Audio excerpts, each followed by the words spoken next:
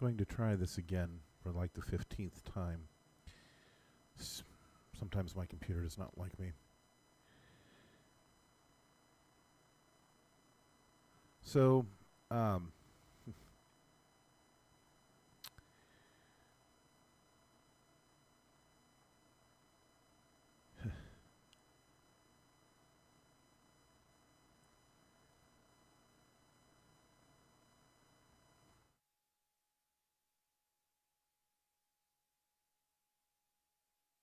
this isn't easy for me because I wasn't sure if I was even going to do a podcast or continue to try to do a podcast in light of the events of this week. And I want to give a little bit of a background here because I think it's important to give me a second. I got to turn my mic down just a little bit. I think it's important because in the grand scheme of things,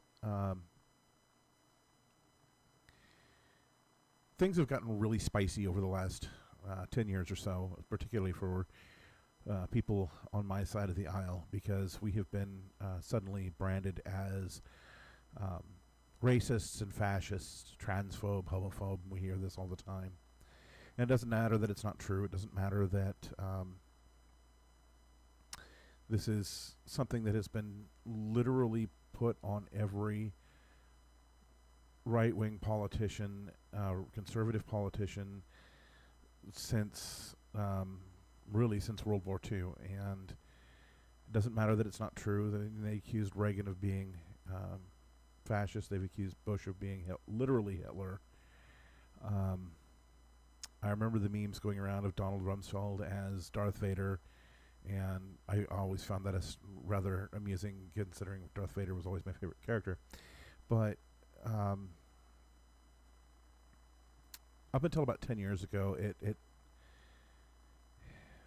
there was still some civility to it. There was still, we could disagree on ideological issues and not vilify or believe that our opponents were evil or wanting to kill us. And I can't say that now.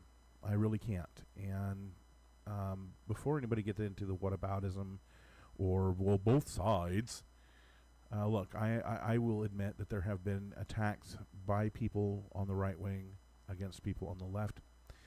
But in the last few years, I can count the number of times it's happened on one hand. And that's pretty shocking. So I'm not going to... my pastor did the whole both sides thing, and he and I are going to have a serious come to Jesus meeting about it, because he took what could have been a really good moment to reflect and to call for unity in a way that did honor to the events that happened, and instead he decided to do the whole both sides.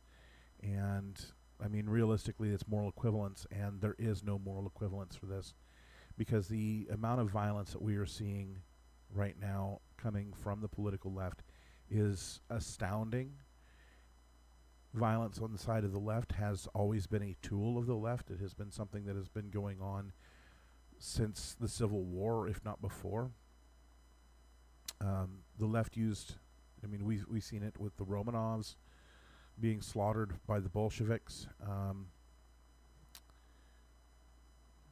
Saw it during World War I, saw it during World War II. We saw it during the purges, the purges under Stalin, under Mao, under Pol Pot, under Idi Amin, under Che Guevara, and Fidel Castro. It has always been a tool of the left, and it has been used almost exclusively against not soldiers, but politicians and outspoken voices. Whether it was John F. Kennedy being assassinated by Lee Harvey Oswald, which, you know, there is obviously a lot of conspiracy theory about that, and I'm not going to get into that. or if it was Bobby Kennedy being assassinated by Sirhan Sirhan, right up to the attempt on Trump's life last summer, to the assassination of the United Health CEO earlier this summer, to the assassination of an Israeli embassy staffer and his fiancée outside the Israeli embassy also earlier this summer, to this most recent heinous act committed against Charlie Kirk in front of his wife and children in Orem, Utah. And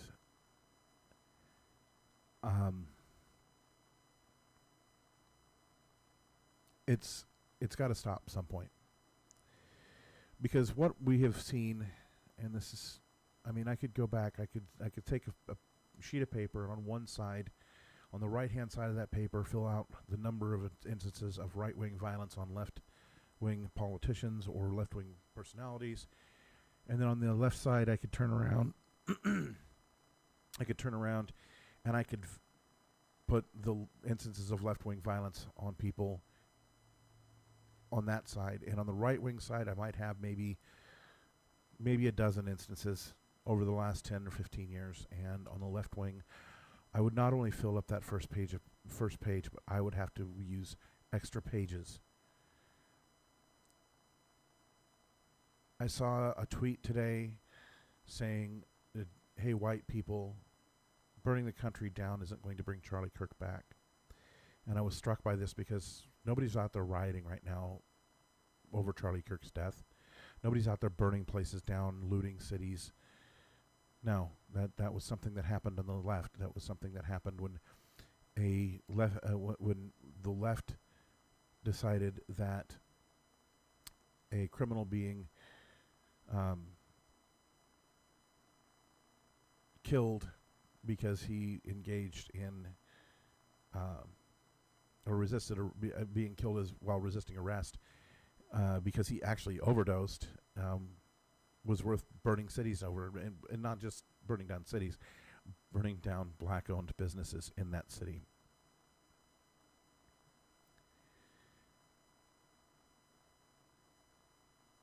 We've seen Antifa, which is really ironic considering they claim to be anti-fascist, yet engage in the same tactics, the same political violence that was used by Mussolini's black shirts or Hitler's brown shirts, and yet they're saying that they're anti-fascist.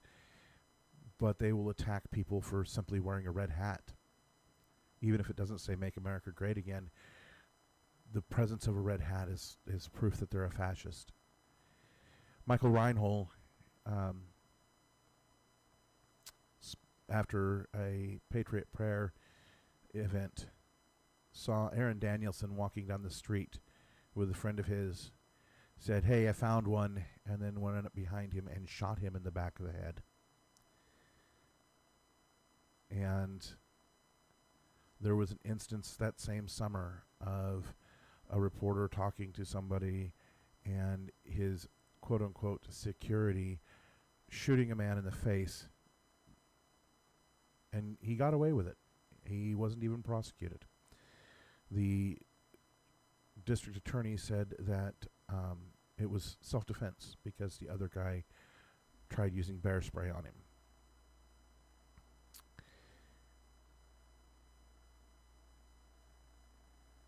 Because of these events that have happened over the last, and it's really ramped up over the last 5 years, I have started once again carrying my firearm with me at all times. I have a concealed handgun license, and I have had for years. And I had it, but I didn't really carry my weapon with me. I didn't feel the need to. The fact that I work in private security, as an unarmed security officer primarily right now,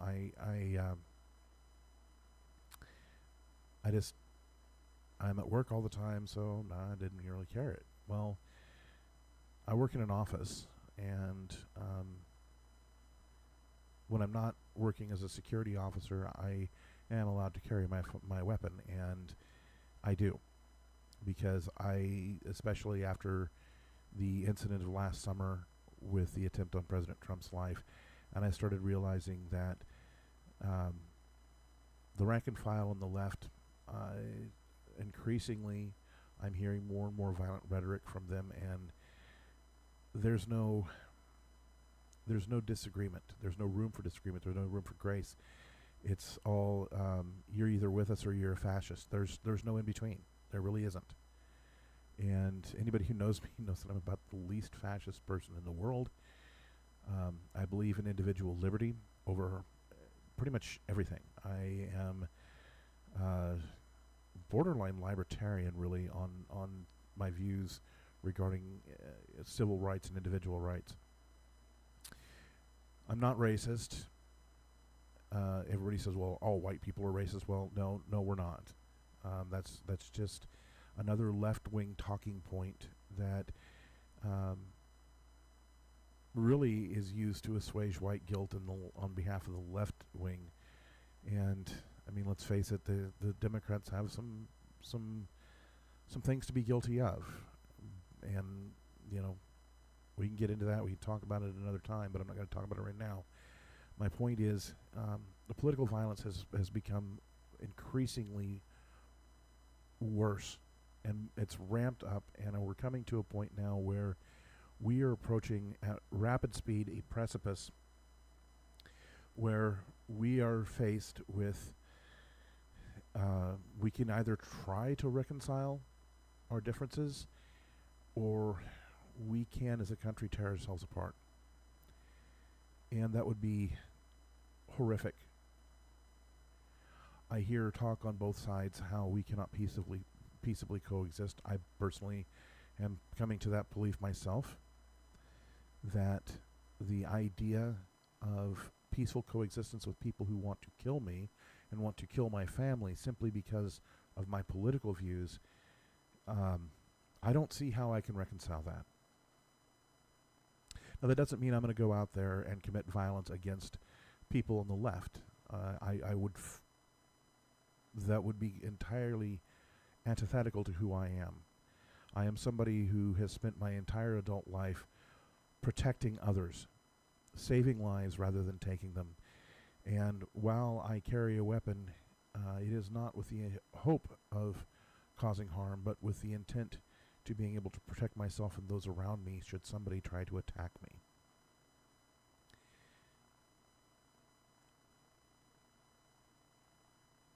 It saddens me that I feel the need to take my mother and my wife to the range to get target practice in, to encourage them to make sure that they are always carrying their weapon on them at all times, to keep my doors heavily locked, and to absolutely absolutely clamp down on any sort of political speech at all outside of this room, outside of this home, for fear that somebody is going to try to find out where I live or find out where I work and come after me there. And I mean, let's face it, if they come after me at work, I am the boss. So what are they going to do? Narc me out to myself? My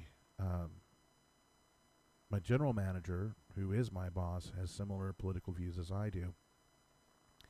And I know he would back me, because I would do everything in my power to make sure that I represent our company professionally. And when I am at work, I do not discuss politics. I do not discuss politics with my clients. I do not discuss politics with my employees. And when a political discussion does come up, I typically tamp it down pretty quickly. Because, I mean, to be honest, in the workplace, this is not a place for us to divide ourselves. And the kind of work that we do, we have to be unified as a team, because if we are not a team, I mean, we got to be able to trust each other out there, because we already have enough people that want to hurt us.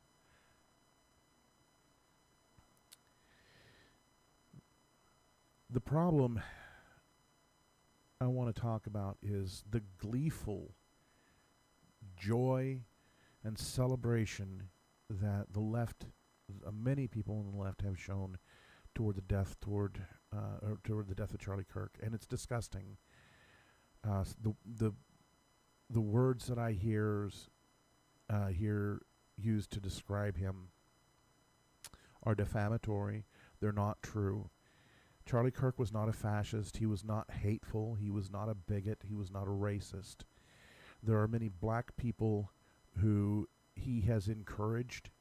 I could show videos of them talking about their experiences and discussions with him. There are trans people who he's had discussions with that remember him fondly. There are homosexual people who feel the same way. Scott Presler himself has been very outspoken in his support of Charlie Kirk and his family. And if anybody knows doesn't know who I'm talking about, Scott Presler goes by @ThePersistence on X. He is known for his city cleanups this is how he started, was he would go to town and do these cleanups where he would get together with a team of volunteers and go through these cities and clean up the cities and register people to vote. Scott Presler is an amazing young man. Someday I hope to meet him. He is a fantastic, I've spoken to him a couple of times on X, and I have been very much encouraged by the type of person he was. I've regretfully did not have the opportunity to meet Charlie Kirk or speak with him or interact with him in social media. But I have seen him in discussions at his Turning Point events, and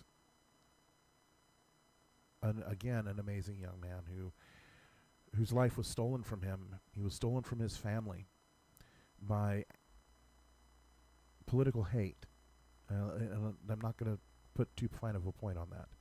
It was hate that took Charlie from us. And I'm not going to excuse it. There is no excuse for it.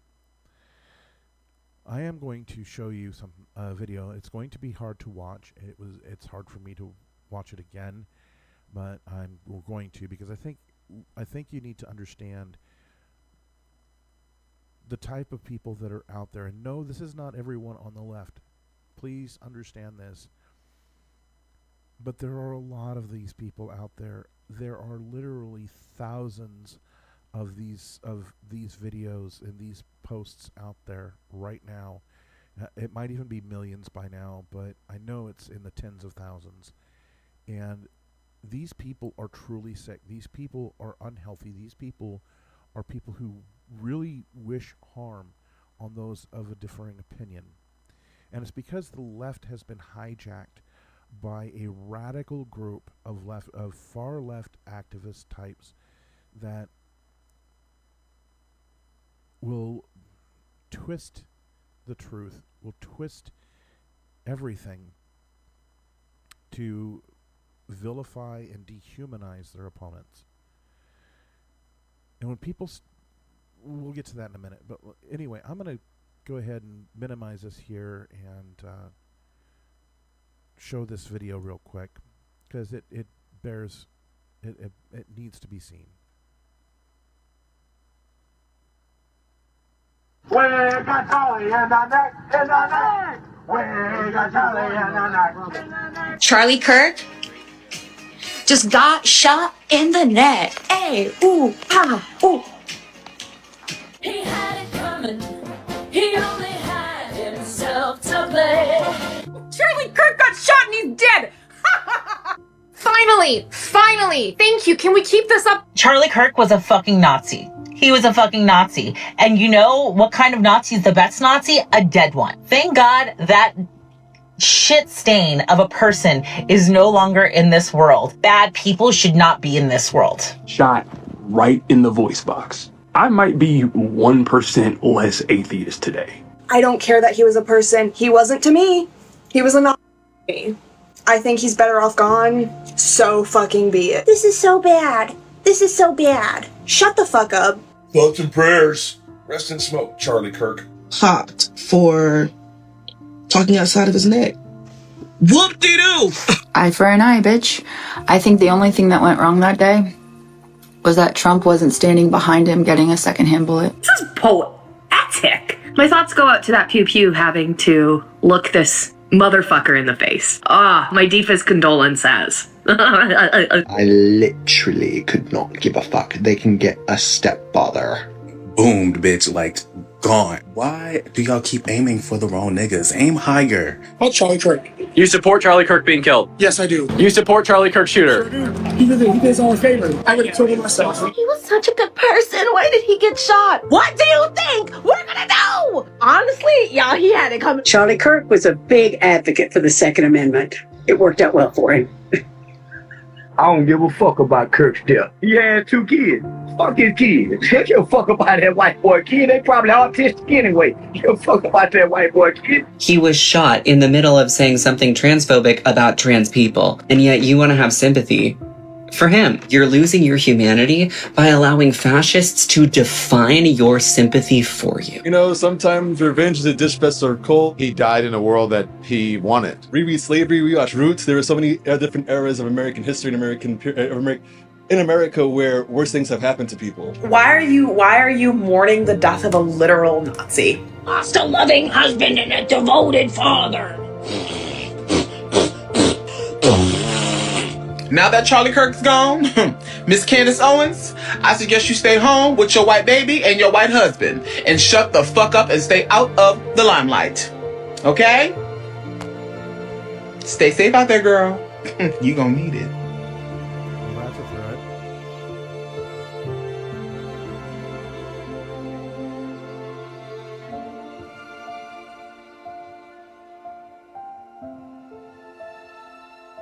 I want you to look at these.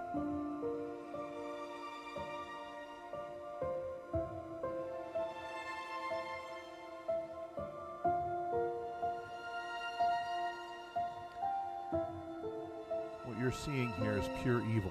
There is no other word for it.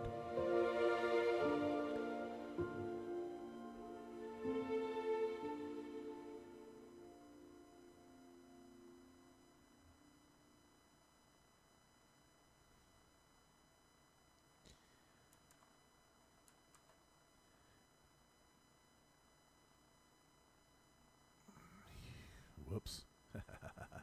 Give me a second here. I might have done a little bit of an oopsie here. Just a tiny bit.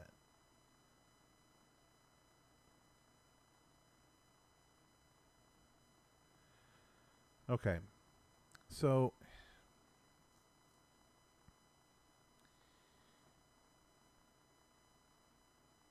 we are a country that is founded on the principles of freedom of speech, all speech. And I noticed that Dylan Mulvaney said that Charlie was killed while engaging in transphobic speech, and actually that is not what was going on. He was actually discussing the Second Amendment when he was shot. Nothing at all to do with transgenderism. The bottom line is, doesn't matter what he was talking about. We have the right to freedom of speech in this country, and to abridge that right, to silence someone else, is evil. Everyone sits there and talks about how he was a fascist. Well, let me tell you something about fascism. Killing someone because you don't like what they say is peak fascism. That's the kind of thing that fascists do. You cannot point to a single thing that Charlie Kirk has said or done that is anywhere close to the horror that was true fascism and that was true Nazism. He didn't advocate for concentration camps for transgender or for homosexuals or for black people. He didn't advocate for crematoriums, gas chambers, anything like that. People who talk about fascism and accuse conservatives of being fascists really need to read The Doctrine of Fascism by Mussolini and Gentile, because, to be perfectly honest, you have no clue what it is. Because fascism is a collectivist ideology, and conservatism is absolutely the opposite of collectivism. We believe in individual liberty and individual rights. We believe in the individual responsibility. And in fascism, there is the state and nothing but the state. Individuals must be pushed down. They must submit to the state or be destroyed. And that is one of the hallmarks of fascism. That's one of the hallmarks of Nazism. You cannot be outside of the collective. Everybody sits there and tries to say that right wing is that Nazism and fascism is right wing. It's really not. There's a very good video on X about this, and I'm going to try to link that at some point. But no, it's not right. Nazism, fascism, they were not right-wing ideologies. They were socialist ideologies. They were very definitely nothing that would be in any way compatible with conservatism.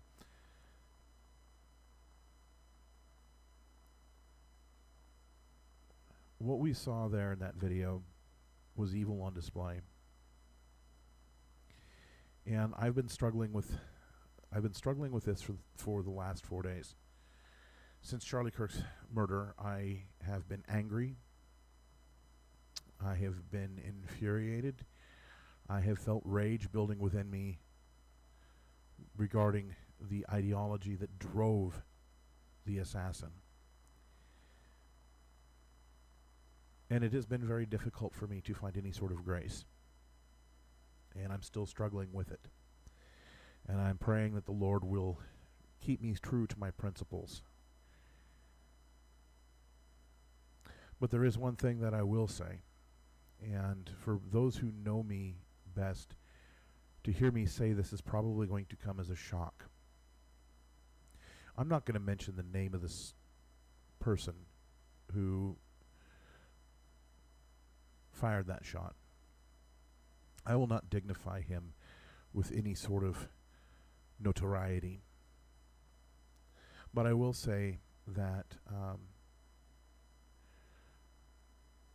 capital punishment is a reality in Colorado, and it is a reality in under federal law. And I understand that he will be facing not only state charges in Colorado, but federal charges. And I want to see it applied here. I absolutely want to see capital punishment applied here. And I want to see it done publicly. And this is coming from somebody who is generally opposed to capital punishment.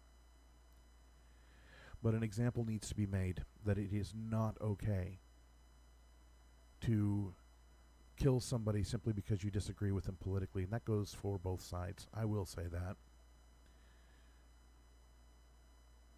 It's one thing when your life is in direct danger. Somebody is threatening to kill you, and you use deadly force. It is another to sit there and just because you disagree with someone, shoot them. It is evil. It is reprehensible. I don't have the adjectives to describe just how vile what this person did was. This person didn't just hurt conservatives. He didn't just hurt Charlie Kirk's movement. He hurt his own side. He hurt his own allies. He hurt his family. He hurt his friends. He destroyed not just Charlie Kirk's life, but he destroyed his own in the process. He left a mother with 2 children as a widow and without a father. But he left a father without a son. A father who is right now probably brokenhearted because he knows he's not going to see his son on this side of the bars again.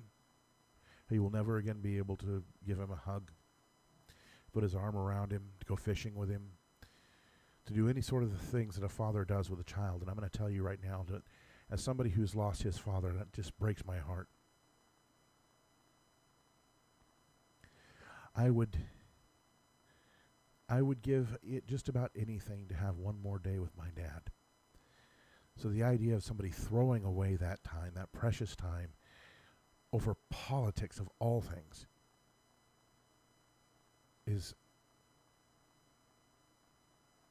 just heartbreaking.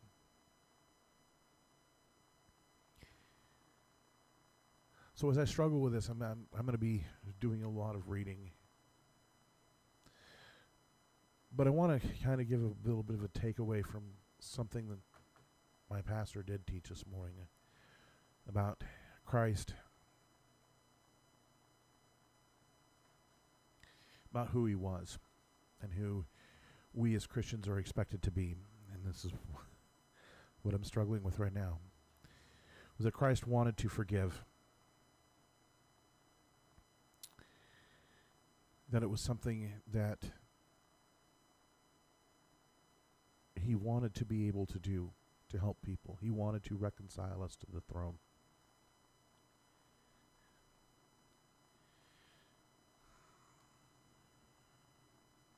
Give me a moment here.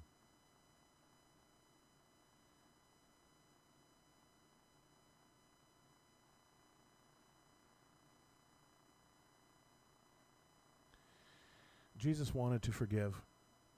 He showed kindness to everyone, even those who wanted to destroy him. He said to pray for our enemies as we would pray for ourselves, to love our enemies as ourselves. And Jesus loved even when he knew it was going to be costly.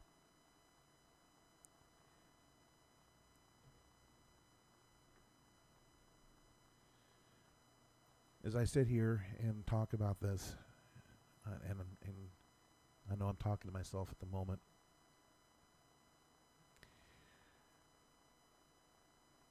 I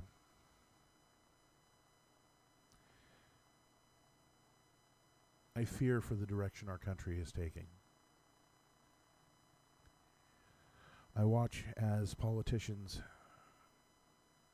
consistently try to expand government and thus whittle away at our rights. The rights to free speech, the right to freedom of expression, the right to freedom of assembly, and the right to the freedom to seek redress of grievances from our government.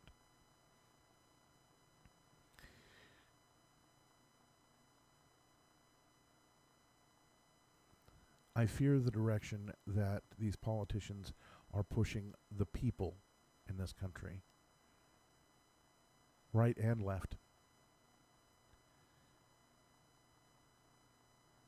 The wedge that's being driven between us is growing, and it's only going to continue to grow as long as we let them continue to lie to us. When you have things like, I don't know,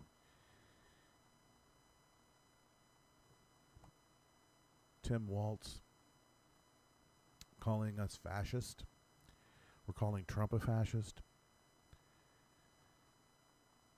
or Joe Biden saying that MAGA Republicans are the greatest threat to our democracy. Maxine Waters telling her supporters to confront us and to make it known, make sure that we know that we are not welcome in public places.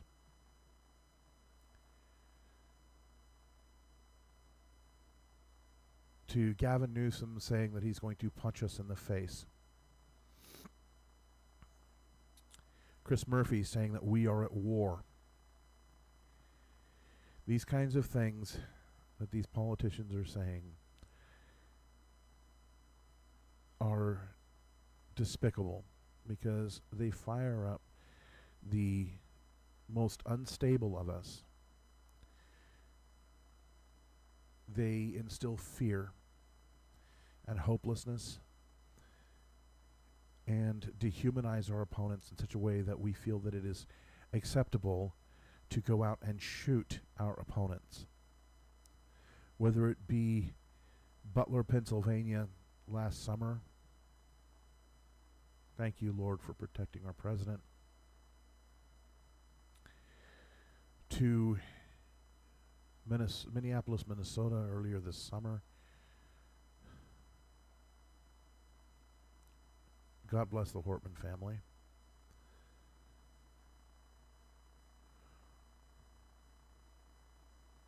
Whether it is the, and I hate to say it, but I can't remember their names, but the United Healthcare CEO or the Israeli embassy staffer,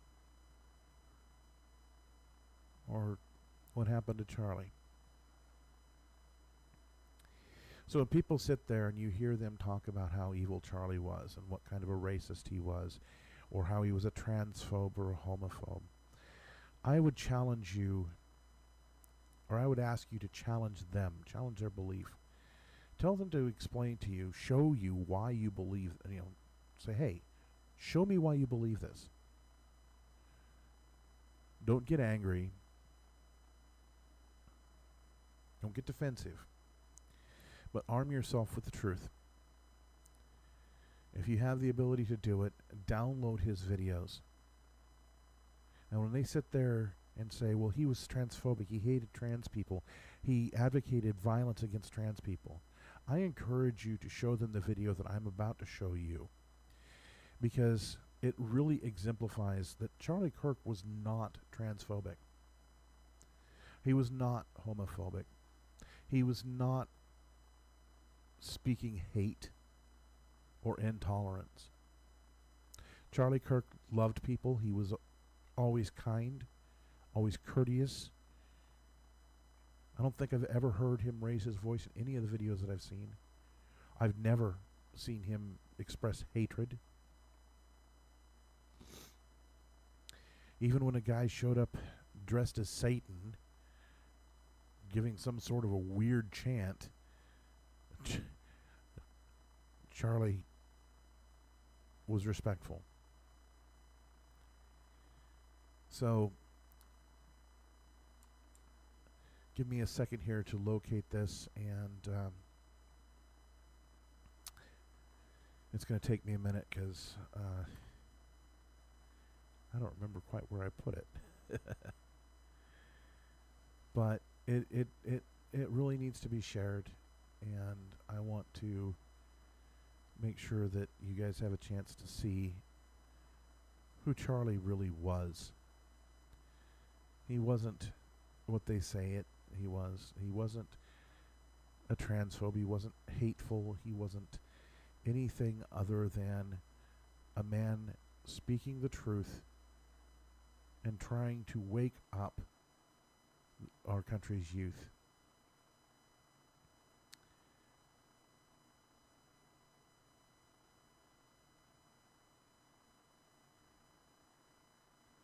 That is, if I can find this video. It's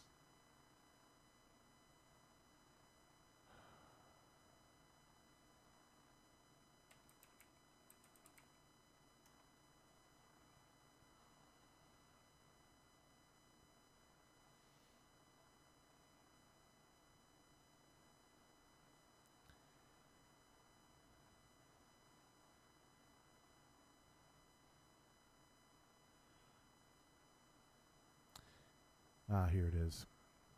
Transgender male. What age should he? I just want to.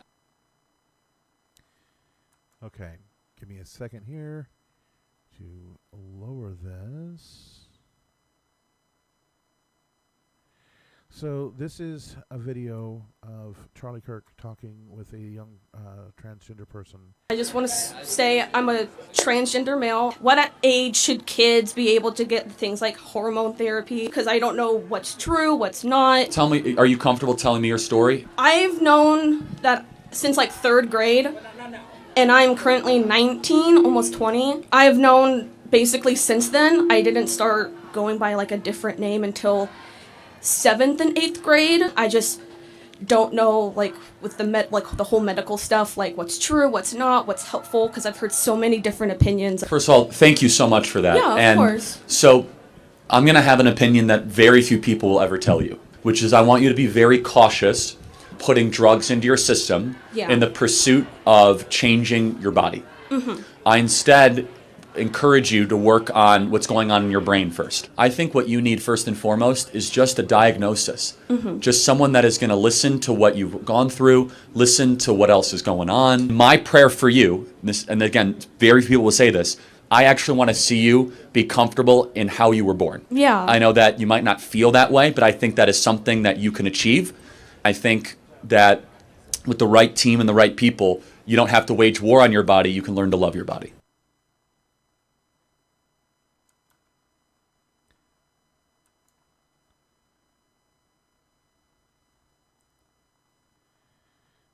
That's not somebody who is transphobic. That is not somebody who hates transgender people.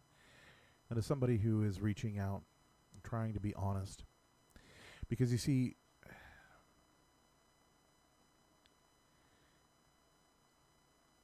it is never an act of love to lie to someone, to tell them something that is not true. And for some reason to the left, telling the truth is hate speech. And we can't let that continue. We can't let politicians continue to tell us that half of the country is Nazis, that half of the country are fascist, that half of the country are racist who voted for a guy only because they hate black and brown people or because they want to see transgender people put in camps.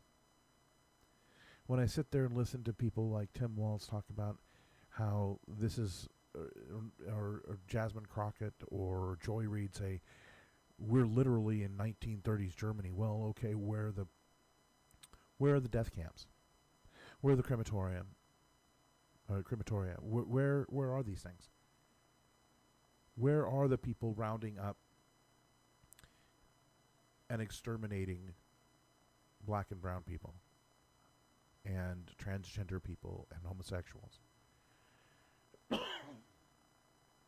Yes, we have ICE going out and Homeland Security going out and arresting and deporting illegal immigrants. They started with criminals and they're working their way down the chain. But these are people largely who are breaking our nation's laws, have come here illegally. They're stealing jobs, not only from American citizens, but also from legal resident aliens that are here. They're trafficking in drugs, crime, human trafficking. And these are things that should not be this shouldn't even be an issue. And until Trump was in office, it wasn't. I encourage you all to go out and challenge your own beliefs. Challenge what the media is telling you. Because I'm going to tell you right now, the media is not telling you the truth. And they haven't been for a while.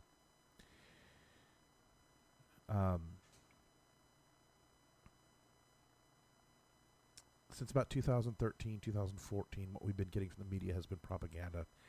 The mainstream media has been telling us a narrative that is absolutely not true. It is divisive, and it is cost lives. So, turn off the media, turn off the radio, or turn off CNN, turn off MSNBC. Go out and meet your neighbor.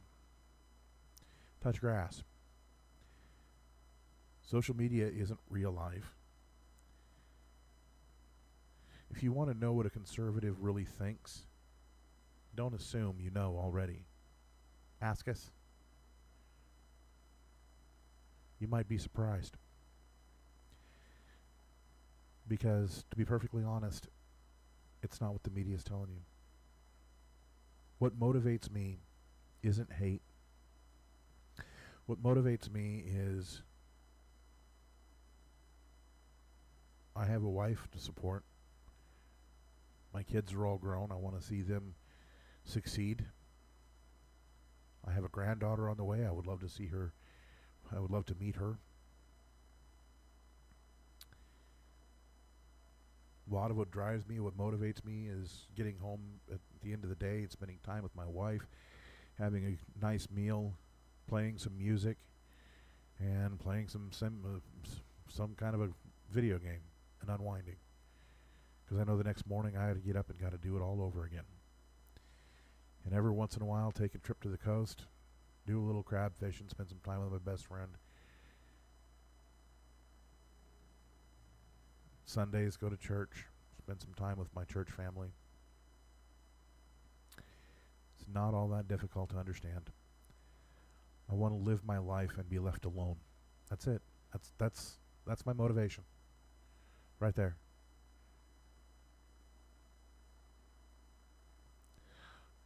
Leave me alone, I'll leave you alone. That's all there is to it. I've hired people that are black, brown, transgender, homosexual, straight. Doesn't matter. If they can do the job, that's what matters.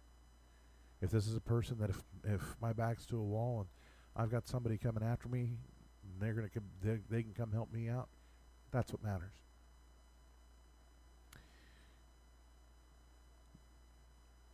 That's all I care about. But I will say this.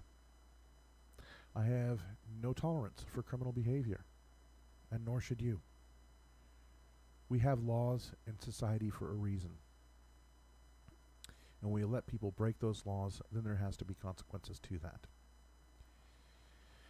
And I'm not just talking about the kind of consequences of, well, we're going to change the law to make it criminal for something that you did that wasn't criminal before, so now we can charge you with the felony. No, that's not what I'm talking about.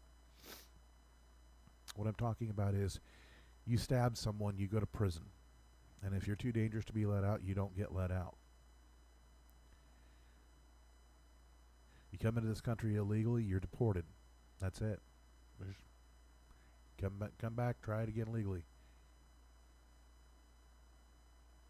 And if you are born in this country to American parents or to legal resident aliens, then yes, the 14th Amendment applies. But if you're here illegally, no, it does not. It was never meant to. And I'm kind of getting off the rails there. The big thing is, you need to understand, accept our laws, our constitutional rights. They are inviolate. Do not let somebody silence you. And do not try to silence someone else because you disagree with them. You can agree to disagree. That is the American way. And if you're going to let politics dictate whether or not you can be friends with someone, then there's something wrong. Then you need to search your heart, because there's something wrong. My pastor told me in 2016, told all of us at our church, that we are citizens of the kingdom of heaven first. Our political identities should not dictate how we view other people. So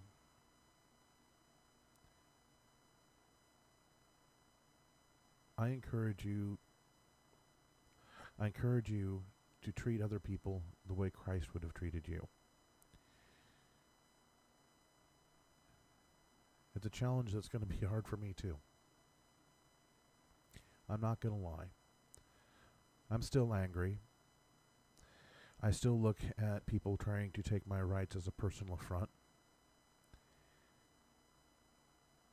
But I'm going to try. I'm going to try to remember to pray for them. I'm going to try to remember to pray for myself so that I can learn to be more Christ-like, to be more forgiving, and to show grace to those I disagree with, even those whose comments are so evil. I wish you all the best of luck. I will continue to try to do this podcast when I can. I am extremely busy, so it could be few and far between, but I'll try to get something up.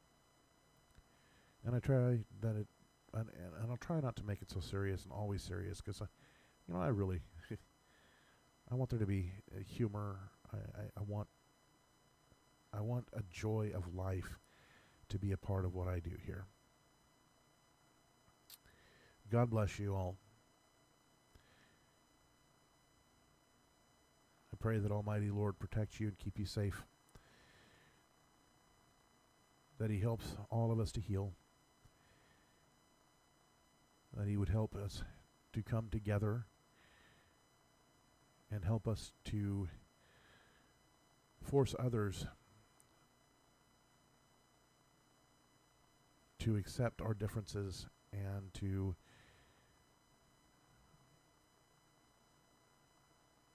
quit trying to divide us. My prayer is that we can come together, that we can be one country again, we can be unified.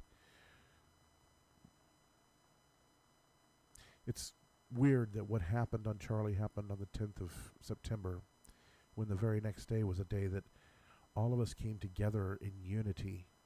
It was the anniversary of a day that all of us came together in unity when our country was attacked. How far we have fallen in 24 short years, that we could allow ourselves to be divided so horribly that seeing not one, not two, not three, not even 4 political assassination attempts in 1 year, but 6. 2 on President Trump.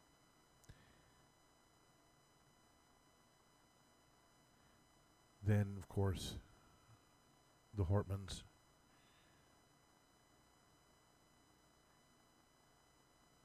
United Healthcare CEO, Israeli embassy staffer, and his fiancée, and finally Charlie Kirk.